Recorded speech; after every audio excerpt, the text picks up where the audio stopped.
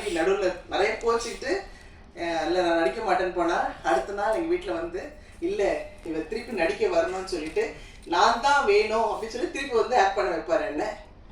அதுக்கப்புறம் திருப்பி அங்கே இருக்கிற ஒரு சில ஆர்டிஸ்ட் என்ன பண்ணுவாங்க, அவங்களோட சிஸ்டர்ஸ்லாம் கொண்டு வந்து நடிக்க வச்சாங்கல்ல சார், எல்லாரும் நடிக்க வச்சாங்க.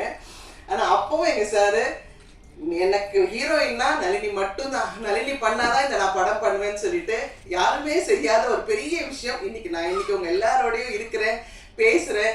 எல்லாத்துக்கும் ஒரே காரணம் என் சாமி டிஆர் சார் மட்டும்தான். அப்ப சின்ன வயசு, புரியாத வயசு, எதுக்கு யாரோ என்ன சத்தம் போடுறாங்கன்னு சொல்லிட்டு அடிக்கடி நான் கோச்சுப்பேன்.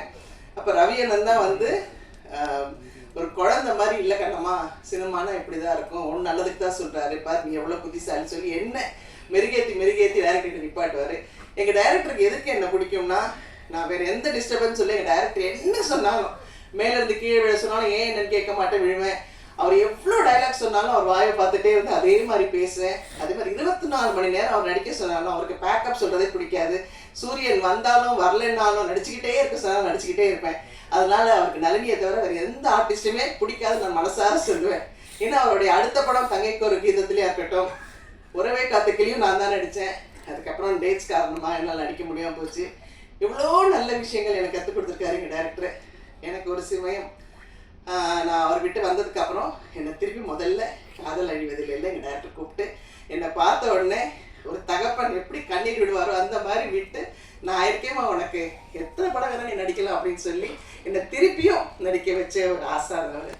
ஸோ இவருக்கு நான் என்ன சொல்கிறது என்ன பேசுறதுன்னு எனக்கு தெரியல. அந்த மாதிரி ஒரு தெய்வம் எனக்கு இந்த மேடையை கொடுத்துருக்கு. இப்படி ஒரு விழாவுக்கு என்னை கூப்பிட்டதுக்கு ரொம்ப ரொம்ப சந்தோஷம்.